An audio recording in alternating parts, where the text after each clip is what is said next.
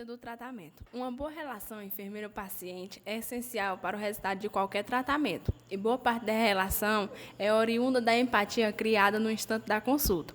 O resultado é proveniente do que somos como pessoa e do dom de ser enfermeiro. Ter respeito, capacidade de ouvir o paciente e entender a demanda que ele está apresentando é essencial, porque nem sempre essa necessidade está explícita nas palavras propriamente ditas pelo paciente. É necessário ter capacidade e interesse de entender e tentar ajudar a pessoa que está doente. Independente da especialidade, o paciente tem que se sentir à vontade para se expor e ver na pessoa do outro lado da mesa a possibilidade de cura ou de melhora. Quando a relação enfermeiro-paciente acontece, todos são beneficiados. Às vezes, a consulta dura alguns minutos, mas o suficiente para desenvolvermos uma intimidade, um respeito, um elo de relação com o paciente, onde ambas as partes sairão ganhando. A questão é complexa, pois não se trata somente de seguir o que foi indicado pelo enfermeiro.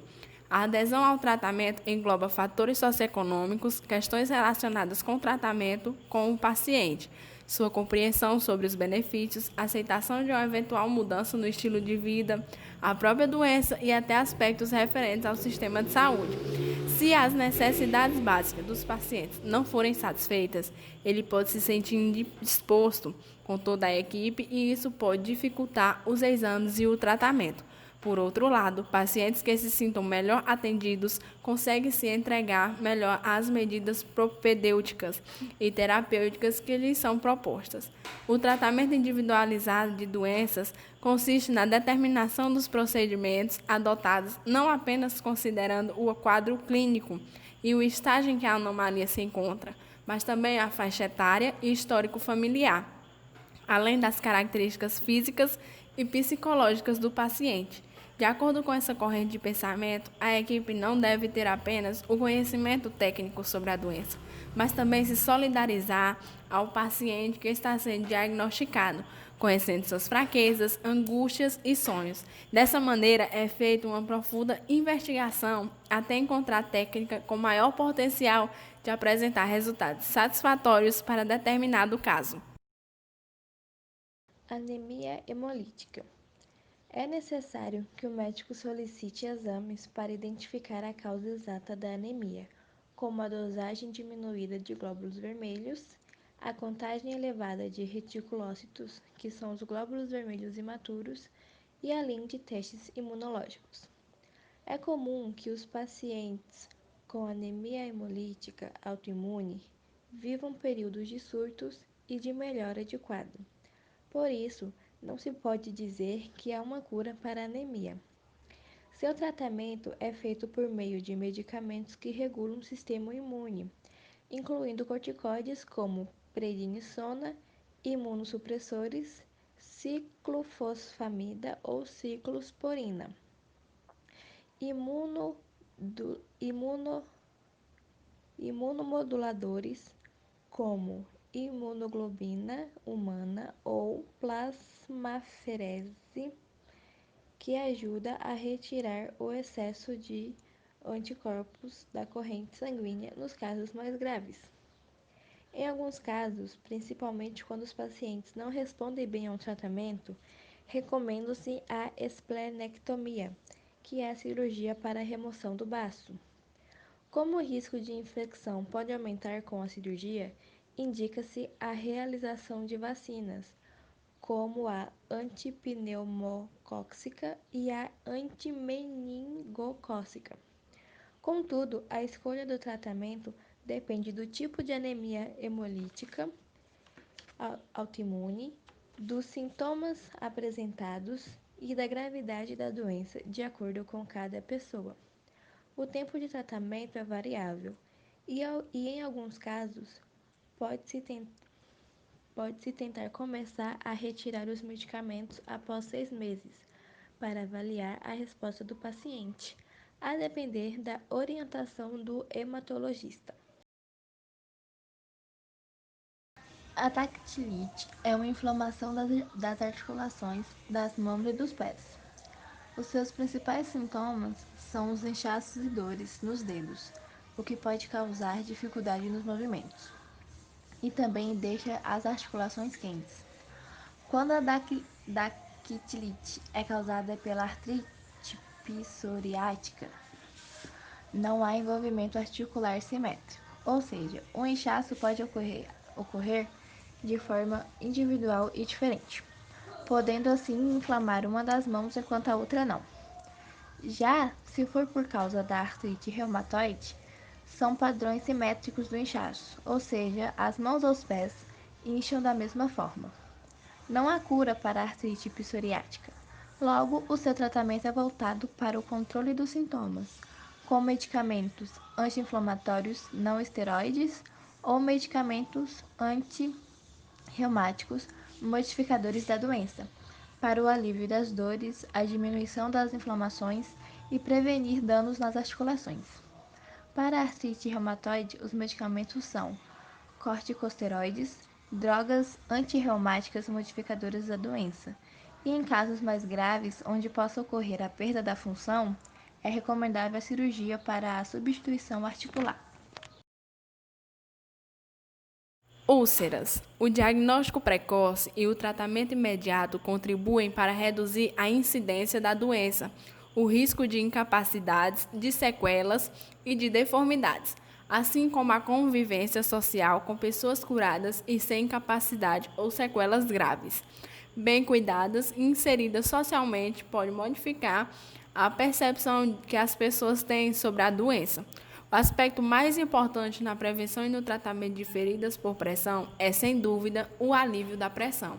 A melhor forma de conseguir é através do reposicionamento e mobilização frequentes do doente, mas também com a utilização de um colchão adequado ou de equipamento específico.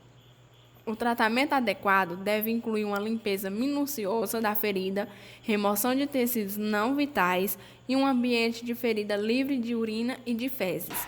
O tratamento tem como objetivo a reparação da pele, a restauração do crescimento capilar, a promoção da integridade da pele utilizando produtos baseados em ácidos hiperoxigenados, a prevenção da ocorrência de lesões na pele causadas por fricção ou por deslizamento utilizando produtos barreira para a pele, fornecendo um leito de ferida limpo para a granulação dos tecidos, removendo a crosta, reduzir a carga bacteriana, controlar o odor, prevenir e ou remover o biofilme.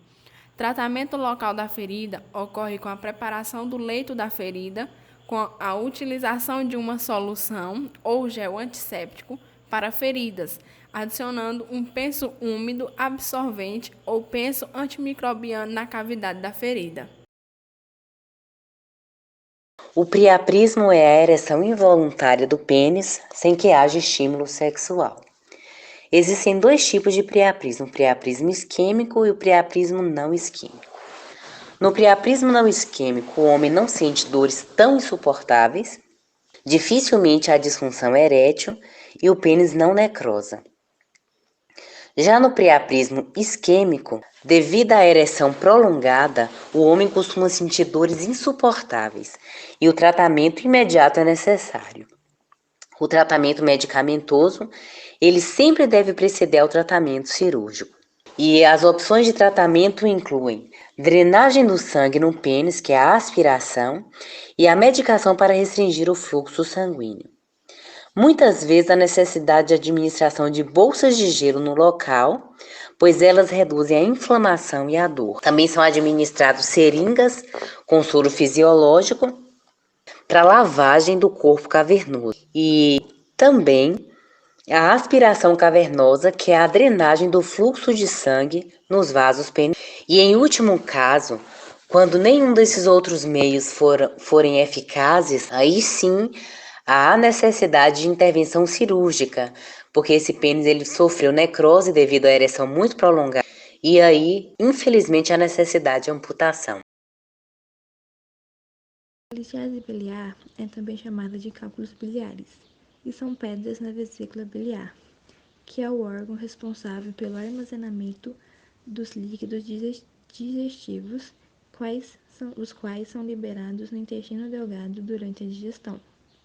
Estes cálculos podem variar em seu tamanho e em sua quantidade. Alguns Alguns sintomas são dores na parte direita superior do abdômen, indigestão, náusea, vômitos e cólicas abdominais. O tratamento é feito por meio da modificação alimentar, com a baixa ingestão de gordura, mas em alguns casos é necessário fazer a colecistectomia, que é a cirurgia para a retirada da vesícula, que normalmente é feita por meio da laparoscopia, uma cirurgia menos invasiva, onde os instrumentos são manuseados por meio de pequenas incisões no abdômen. O sequestro esplênico. Ensinar a família a palpar o braço e monitorar seu tamanho para que o diagnóstico seja precoce. Se não tiver o diagnóstico, deve-se encaminhar para o próximo centro de referência para realizar a eletroforese de hemoglobina. Se tiver o diagnóstico, deve-se encaminhar rapidamente para a unidade de saúde para transfusão, situação de risco de vida, e oferecer bastante líquido. A icterícia, se não tiver o diagnóstico, deve-se encaminhar para o próximo centro de referência para realizar a eletroforese de hemoglobina.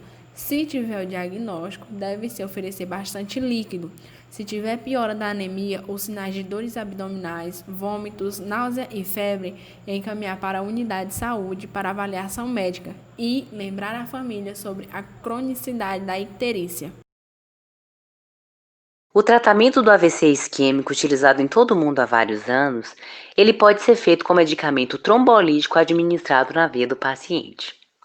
A função desse medicamento é dissolver o coágulo sanguíneo que está entupindo a artéria e, consequentemente, causando a isquemia cerebral.